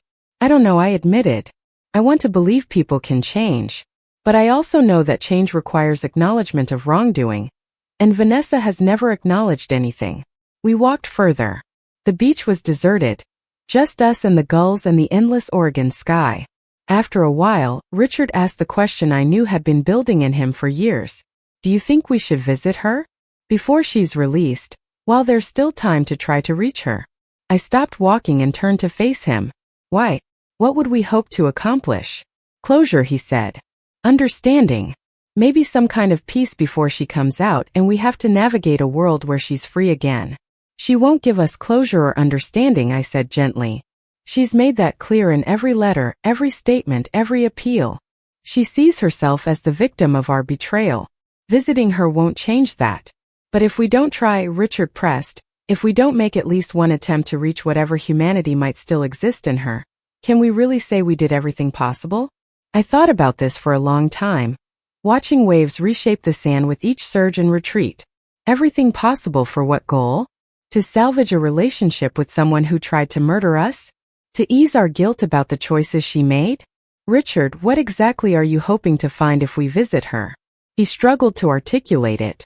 Some explanation for how this happened. Some reason to believe she's not completely lost. Some way to make peace with the fact that the little girl we raised became the woman who pushed us off a bridge. Those are things we need to find in ourselves, I said. Not in her. She's not capable of giving us what we're looking for. But Richard couldn't let it go. Over the following weeks, he became increasingly fixated on the idea of visiting Vanessa in prison. He argued that as parents we owed her at least one attempt at reconnection. He read books about restorative justice, about prisoners who'd found redemption, about families who'd healed from similar traumas. He built a case for why we should visit, why we should try one more time to reach our daughter. I resisted at first, but eventually his determination wore me down. Fine, I said finally. We'll visit her. But we do it on our terms. We prepare for the worst. We don't let her manipulate us. And if it goes badly, if she uses it as an opportunity to hurt us further, we leave and we don't come back. Agreed? Richard agreed immediately, relief washing over his face. Thank you, Margaret. I know this is hard for you, but I need to try. Arranging the visit took several weeks. Vanessa was housed at a federal prison in California, requiring us to fly down and coordinate with prison officials about visitation protocols. She had to consent to see us, which we weren't certain she would. But when the prison contacted her about our request, she agreed immediately. That should have been our first warning. Vanessa never did anything without strategic calculation. If she was willing to see us after years of hostile letters and appeals blaming us for her imprisonment, she had a reason. We flew to California on a Thursday morning in late spring. The federal correctional facility was a sprawling concrete complex in the desert, surrounded by fences and guard towers, exactly as grim as every prison documentary had prepared us to expect. We went through extensive security screening, surrendered our phones and personal items, and were escorted to a visitation room where we waited in uncomfortable plastic chairs for Vanessa to be brought in. When she entered, flanked by 2 guards, I almost didn't recognize her. Prison had changed her in subtle ways. Her hair was shorter, pulled back in a severe style. She'd lost weight, her face more angular than I remembered. But the biggest change was in her eyes. They were flat, emotionless, calculating in a way that made her look like a stranger wearing my daughter's face. She sat across from us at the scarred table, studying us with that unsettling flatness. Mom, Dad, how nice of you to visit your incarcerated daughter. Richard leaned forward, his expression earnest. Vanessa, we came because we want to talk. Really talk. We want to understand what happened, why you made the choices you made. We want to see if there's any way to bridge the distance between us. She laughed, the sound harsh in the small room. You want to understand? After you testified against me, after you helped lock me away, after you became media darlings telling everyone what a terrible person I am, now you want to understand? We never wanted any of this, I said quietly. We wanted you to face consequences for the people you hurt. But we never stopped being your parents. Vanessa's expression hardened. You stopped being my parents the moment you chose strangers over your own daughter. Those people you're so concerned about, they were marks. That's all. They had money they weren't using productively, and I redistributed it to someone who could. That's not a crime. That's efficiency. Richard flinched as if struck. You really believe that? You really think stealing from elderly people who trusted you was justified? I think you raised me to be competitive and successful, then acted shocked when I actually achieved success on my own terms. You taught me that intelligence and hard work should be rewarded, then turned on me when my rewards came from sources you didn't approve of. You're hypocrites. We taught you empathy, I said, my voice sharper than intended. We taught you to care about other people, to consider how your actions affect the vulnerable. We taught you that some things matter more than money. Vanessa smiled coldly. No, you taught me to pretend to care. To perform empathy when it was socially advantageous.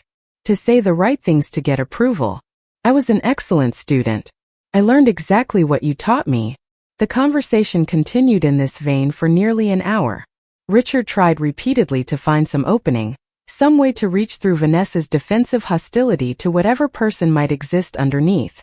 But there was no person underneath. This was who she was, who she'd always been. The daughter we remembered had been a performance, and the performance had ended. Near the end of the visitation period, Vanessa leaned back in her chair and said something that made my blood run cold. You know I'll be out eventually. 14 years isn't forever. And when I'm released, I'll rebuild. I'll be smarter next time. I'll be more careful. And maybe I'll pay a visit to my dear parents who helped put me here. Is that a threat? I asked directly. It's a promise, she replied. You taught me accountability, remember? Actions have consequences. I'm in here because of actions you took. When I'm out, we'll see what consequences that brings for you. The guards, sensing the escalating tension, moved to end the visitation. Richard tried one last appeal. Vanessa, please. We're your parents. We love you despite everything. There's still time to change, to become someone different, to find redemption. She stood, smiling that cold smile again. I don't want redemption, Dad. I want revenge. See you in 14 years. They escorted her out. Richard and I sat in stunned silence for several minutes before the guards told us we needed to leave. We collected our belongings, walked back through security, and emerged into the brutal California sunshine, both of us shaken to our cores. In the rental car, Richard broke down completely. I was wrong. You were right. She's not reachable. There's nothing left of the daughter we raised. If she was ever really there at all. I held him while he cried, offering what comfort I could despite my own horror at what we'd just experienced. We drove back to the hotel in silence, checked out early, and caught the first available flight home to Oregon. On the plane, 30,000 feet above the landscape that separated us from our daughter and the monster she'd become, Richard finally spoke again. What do we do now? We have 14 years until she's released. 14 years to prepare for whatever she plans to do to us. We live our lives, I said firmly. We don't let her control us from prison any more than we let her control us with attempted murder. We build a good life, we help people she hurt, and we refuse to spend the next 14 years living in fear. But Richard's question haunted me for months afterward. What would we do when Vanessa was released? How would we protect ourselves from someone who'd already tried to kill us once and had explicitly promised to try again? The answer came from an unexpected source. Helen Rodriguez, the elderly woman whose testimony had touched us so deeply, contacted me about 6 months after our prison visit. She'd formed a support group for financial fraud victims, and they wanted my help creating educational materials to warn others about predatory financial advisors. Working with Helen's group gave me purpose beyond simply surviving. We created presentations for senior centers, developed materials for financial literacy programs, lobbied for stronger regulatory oversight of wealth management firms. Each person we reached, each potential victim we educated, felt like a small victory against the Vanessas of the world. Richard found his own path forward through his teaching. He developed a new course at Reed College focused on moral philosophy and real-world ethical dilemmas, using our experience as a case study in how people justify causing harm. His students, learning about financial fraud and family betrayal and the sometimes terrible cost of doing the right thing, helped him process his own trauma by forcing him to articulate lessons that could be drawn from it. Years passed. The media attention gradually faded as new scandals replaced our story in the public consciousness. The other Whitmore and Associates criminals were convicted and imprisoned. The firm itself was dissolved, its assets distributed to victims as partial restitution. Patricia Gomez's mother passed away peacefully, finally free from the shame and stress that had defined her final years. Richard and I grew older, our hair graying, our bodies showing the wear of trauma and time. We remained in our coastal Oregon town, anonymous again except to those who knew our story. We built a quiet life defined not by what Vanessa had done to us, but by what we chose to do in response. But always in the back of our minds was the countdown. 14 years until Vanessa's earliest possible release. 12 years. 10 years. 8. Each year that passed brought us closer to the moment when we'd have to confront our daughter again, when her explicit threat of revenge would become an immediate rather than distant concern. We talked about moving somewhere she couldn't find us, changing our names, disappearing into witness protection. But running felt like another kind of death, like allowing Vanessa to kill who we were even if she couldn't kill our bodies. We'd survived her once by pretending to be dead. We refused to survive her again by actually dying to our identities and connections. Instead, we prepared. We updated our security systems, informed local law enforcement about the situation, consulted with experts about restraining orders and protective measures. We made peace with the possibility that Vanessa might make good on her promise, might succeed on a second attempt where she'd failed on the first. And we continued the work that gave our survival meaning.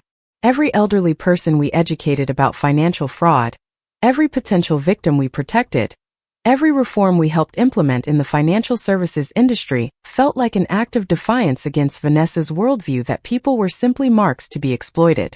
7 years after our prison visit, Richard and I stood once again at the center of the Cascade River Bridge. It was a pilgrimage we'd made every year on the anniversary of the day Vanessa had pushed us off, a ritual of survival and remembrance. We looked down at the water that had nearly killed us, at the place where we'd made the split-second decision to play dead rather than be found. Do you think she'll actually come after us when she's released? Richard asked, the same question we revisited every year. I think she'll want to, I replied. Whether she'll risk going back to prison for it, I don't know. She's smart enough to understand consequences, even if she doesn't feel remorse. But yes, I think the desire will be there. Are you afraid? I thought about this carefully. Of death? No, not anymore. We've been living on borrowed time since that day. Every year we've had since then has been a gift. Of pain, of violence, of seeing her again? Yes, but not enough to stop living. Richard took my hand, the gesture familiar after 43 years of marriage and 7 years of surviving their daughter together. Then we keep going. We keep helping people. We keep building a life that matters. And we face whatever comes when it comes. As we walked back toward our car, I thought about legacy again, about what we leave behind when we're gone. Vanessa would leave a legacy of pain and theft and broken trust. Richard and I were building something different, something constructed from the wreckage of what she tried to destroy. It wasn't the legacy we'd imagined when we first held our infant daughter, when we dreamed of her future and the good she might do in the world. But it was a legacy nonetheless. One built not on family bonds that had proven false but on choices made in the face of impossible circumstances. We'd chosen truth over loyalty, justice over protection, life over death. Those choices had cost us dearly, but they'd also given us something we wouldn't trade. The knowledge that when tested by the worst betrayal imaginable, we'd acted with integrity. 7 years remained until Vanessa's earliest possible release. 7 years to continue building our unexpected life, to help more victims, to teach more students, to exist as living proof that even children who try to murder their parents don't get to write the final chapter of the story. That chapter belonged to us, to write with whatever time we had left, on our own terms, without apology or regret. The forbidden had become the confronted. The secret had become the shared. And we, Margaret and Richard Chen, had become something far different than we'd ever imagined. Survivors of our daughter's attempted murder who refused to let that survival be the end of who we were, but instead the beginning of something new, something harder, something ultimately more honest than the family we'd thought we had. The 14th year arrived with the weight of inevitability. Richard and I had spent more than a decade preparing for Vanessa's release, yet as the date approached, we discovered that no amount of preparation could adequately steel us for the reality of it. The parole hearing was scheduled for March. Vanessa had been a model prisoner, according to the reports Daniel Morrison shared with us. She'd taken courses, worked in the prison library, avoided disciplinary incidents.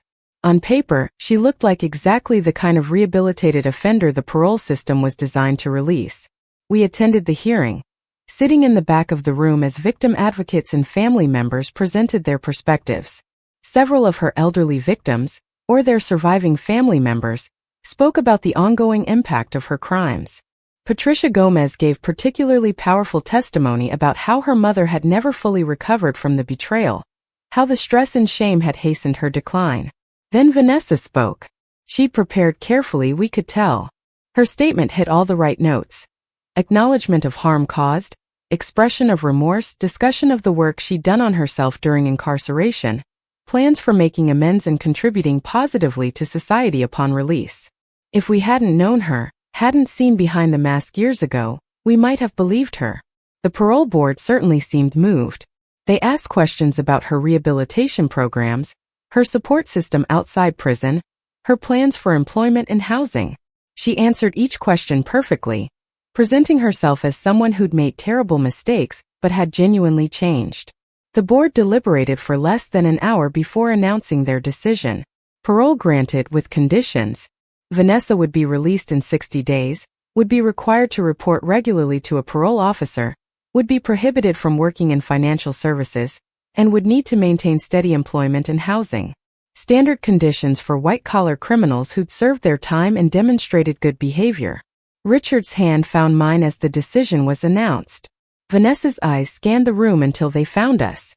She smiled, brief and cold, before returning her attention to the parole board with appropriate gratitude and humility. In the parking lot afterward, Richard was visibly shaking. She's getting out. After everything she did, after threatening us directly, they're letting her out. She served her time, I reminded him, though the words felt hollow. The system worked the way it's supposed to work. She was convicted, punished, and now she's being released with conditions. We knew this was coming. That doesn't make it easier, he said. Margaret, what if she really does come after us? What if 14 years in prison just made her better at hiding her intentions? Then we deal with it the same way we dealt with her first attempt, I replied with more confidence than I felt. We survive. We're good at surviving. The 60 days before Vanessa's release passed in a strange suspension of normalcy. We went through our daily routines, continued our work with fraud victim advocacy, maintained our relationships with the community we'd built. But underneath everything was the constant awareness that our daughter, who tried to murder us and promised revenge, would soon be free.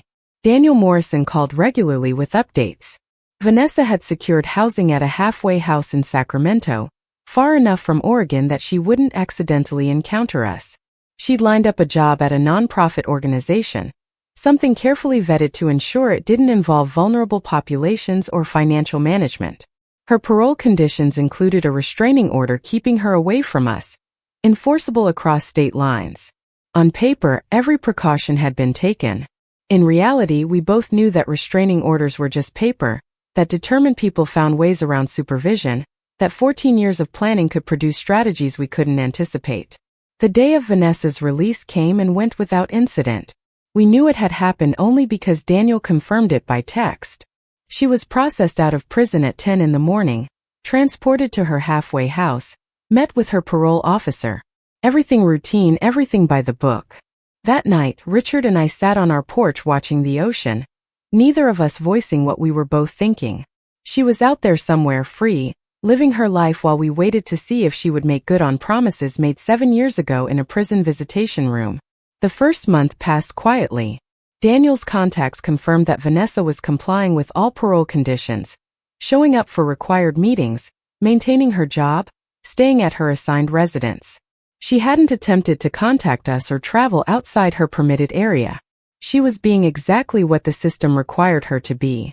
It was suspicious in its perfection. People recently released from long prison sentences typically struggled with adjustment, made mistakes, pushed boundaries. Vanessa's flawless compliance suggested either genuine rehabilitation or careful performance. Given what we knew about her, we suspected the latter. The break in the pattern came 6 weeks after her release. Helen Rodriguez's support group, which had grown to include over 200 fraud victims across multiple cases, was holding a regional conference in Portland. I was scheduled to be the keynote speaker, discussing our experience and the importance of victim advocacy in holding financial criminals accountable. The conference was public, advertised online and in local media. My participation had been announced weeks in advance. It would have been easy for anyone interested, including Vanessa, to know exactly where I'd be and when. Richard didn't want me to go. It's too exposed, he argued. She'll know you'll be there. It's the perfect opportunity if she's planning something. Which is exactly why I have to go, I countered. I won't let her control my life by making me afraid to speak publicly about her crimes. That gives her power she doesn't deserve. We compromised. I would attend with enhanced security, staying with Daniel's recommended protection team throughout the event. Richard would stay home with similar protection. If Vanessa made a move toward either of us, we'd be ready. The conference took place on a Saturday in late spring. 200 fraud victims filled a hotel ballroom to hear speakers, share experiences, and learn about resources for recovery and prevention. I stood at the podium, looking out at faces marked by the particular exhaustion that comes from being violated by someone you trusted, and told our story one more time. I spoke about discovering Vanessa's crimes, about the impossible choice between protecting our daughter and protecting her victims, about surviving her murder attempt, and the decision to pretend to be dead. I spoke about the trial, the conviction, the years of waiting, and now her release. I spoke about refusing to let her destroy us even after she'd tried. The audience was silent, absorbed. These were people who understood betrayal intimately, who knew what it felt like to trust someone completely and have that trust weaponized against them. They understood why we'd made the choices we had. During the question period, someone asked the question that was probably on everyone's mind. Are you afraid now that she's been released? Do you think she'll try again? I paused, considering honesty versus reassurance. Yes, I'm afraid. She made explicit threats and she's never shown genuine remorse. But fear doesn't mean paralysis. It means vigilance. It means continuing to live while being aware of danger. My husband and I could spend the rest of our lives hiding, or we can spend them doing work that matters. We've chosen the latter. The applause that followed was warm and sustained. After my speech, dozens of victims approached to thank me, to share their own stories, to express gratitude that someone had been willing to expose a family member's crimes despite the personal cost. I was speaking with a small group near the refreshment table when I felt it, that particular awareness of being watched. I turned slowly, scanning the room, and there she was. Vanessa stood near the ballroom entrance, partially obscured by a pillar. She was dressed casually, hair longer than in prison but still severe, expression unreadable. Our eyes met across the crowded room. She didn't approach, didn't move. Just watched. I kept my expression neutral, didn't react visibly, though my heart was racing. I excused myself from the conversation and moved toward the security team Daniel had assigned. One of them, a former FBI agent named Marcus, followed my gaze. She's here, I said quietly. By the entrance, partially behind the pillar. Marcus spoke into his radio, coordinating with the other security personnel. Within seconds, they'd positioned themselves strategically between Vanessa and me. But she made no threatening moves. She simply stood there, watching, her presence a statement in itself. After several minutes, she turned and walked out of the ballroom. Marcus sent 2 team members to follow her at a distance while he stayed with me. She's leaving the hotel, one of them reported over the radio. Heading to the parking garage alone. The conference continued, but my focus was fractured. Vanessa had violated her parole by traveling to Portland without authorization. She'd come specifically to let me know she could reach me whenever she chose. The message was clear. Your security measures are inadequate, your protections are incomplete, and I'm still here. Daniel was notified immediately. By Monday, Vanessa was back in custody, facing parole violation charges. Her defense was simple. She'd been confused about the geographic restrictions of her parole, had traveled to Portland for legitimate job networking purposes, had stumbled into the conference by accident. It was obviously false, but proving intent was difficult. The parole board issued a warning, tightened her restrictions, but didn't revoke her parole entirely. She was released again within a week, her message to us successfully delivered with minimal consequences for herself. That's when Richard and I made a decision that had been building for months. We couldn't spend whatever years we had left living in constant vigilance, waiting for Vanessa to make her next move. We needed a different approach. We reached out to a journalist who'd followed our case since the beginning, someone we trusted to tell the story with accuracy and depth. We gave her everything. Complete access to documents, permission to review trial transcripts, interviews with victims and investigators.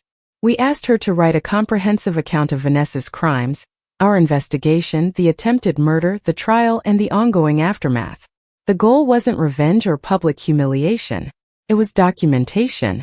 If Vanessa succeeded in a second attempt on our lives, if we disappeared or died under suspicious circumstances, there would be a complete record of why and who was responsible. We'd survive her attempted murder once by playing dead. We'd survive any future attempt by making sure the truth couldn't be buried. The book was published 8 months later. It became a bestseller almost immediately, fueled by public fascination with the case and the broader conversation it sparked about financial elder abuse, family loyalty, and the cost of doing the right thing. Vanessa's name, already public from the trial, became nationally known. Her crimes, her trial, her explicit threats toward us, all of it documented in detail that would last far beyond our lives. She couldn't retaliate without proving everything the book said about her. She couldn't harm us without confirming her lack of rehabilitation and ensuring her return to prison for much longer than 14 years. We'd boxed her in with documentation and public awareness, making us more dangerous to her alive than dead. Richard and I gave interviews about the book, appeared on news programs, participated in discussions about financial crime and family dynamics. Each appearance was another piece of armor, another layer of protection through visibility. Vanessa might still hate us, might still want revenge, but acting on that desire would cost her everything. The months passed. Vanessa completed her parole successfully, went on to work in various nonprofit positions far from financial services, maintained the appearance of rehabilitation. We heard about her occasionally through Daniel's network, updates on her life that felt distant and surreal. She married someone she'd met through work, moved to Arizona, seemed to be building a normal life. We never spoke to her again. There were no reconciliation attempts, no letters seeking forgiveness or offering explanation. The distance between us was complete, final. She lived her life and we lived ours, connected only by history and biology, separated by choices that could never be undone. Helen Rodriguez passed away in her sleep at 89, 5 years after Vanessa's release. Her daughter called to tell us, said her mother had wanted us to know how grateful she'd been for our advocacy work, how much comfort it had given her to see justice served even at such personal cost to us. Patricia Gomez continued the support group Helen had started, expanding it nationally. She asked us to serve on the advisory board, which we accepted.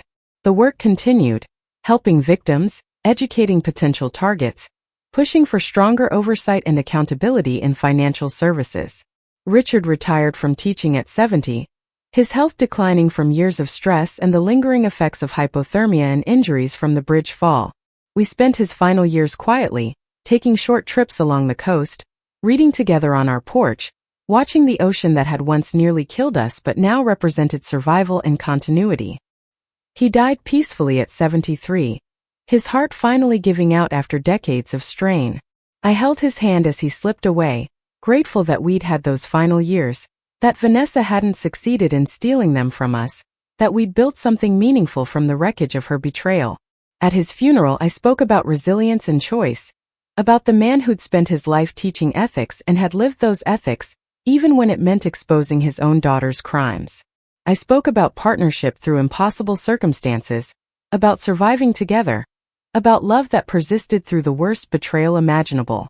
Vanessa didn't attend. I didn't expect her to. We existed in separate worlds now, connected by blood but divided by everything that mattered. I'm 78 now, living alone in our coastal house, still working with fraud victim advocacy groups, still telling our story when it might help others understand the complexity of these crimes.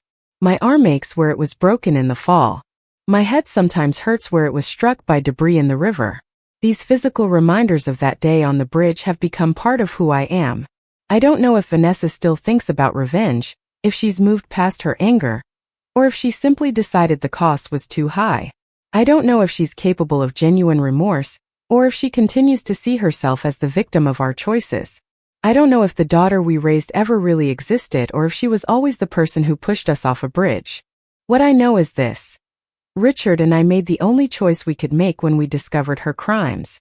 We chose truth and justice over family loyalty. We chose the vulnerable victims over our own child. We chose to survive her murder attempt and used that survival to ensure accountability. Those choices cost us our daughter, our privacy, years of peace and normalcy. But they also gave us something we couldn't have had any other way. The certainty that when tested by the hardest decision parents can face, we acted with integrity. The forbidden became the exposed. The secret became the prosecuted.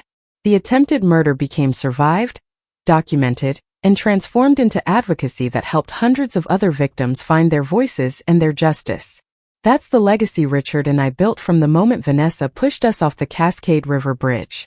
Not the legacy we imagined when we first held our infant daughter, but the one we created through choices made in impossible circumstances, through survival despite deliberate attempts at our destruction, through refusal to let her crimes define us except as people who chose truth over comfort. I still visit the bridge sometimes, standing at the center, looking down at the water where we nearly died. I remember Richard whispering those words that saved us. Pretend we're dead. I remember the cold, the pain, the fear, and the determination that carried us through. But mostly I remember what came after. The choice to fight, to expose, to testify, to survive. The choice to build something meaningful from tragedy. The choice to refuse victimhood even when we were victimized. Vanessa tried to silence us by pushing us off a bridge. Instead, she gave us a story that needed telling, a platform that helped others, and a purpose that sustained us through years we might not have had. We won. Not because she went to prison or because we survived. We won because we transformed her attempt to destroy us into something that protected others from suffering the same fate as her victims. That's the legacy that matters. That's the story that endures. Not the daughter who tried to murder her parents, but the parents who survived and chose to make that survival mean something beyond themselves. Up next, you've got 2 more standout stories right on your screen. If this one hit the mark, you won't want to pass these up. Just click and check them out.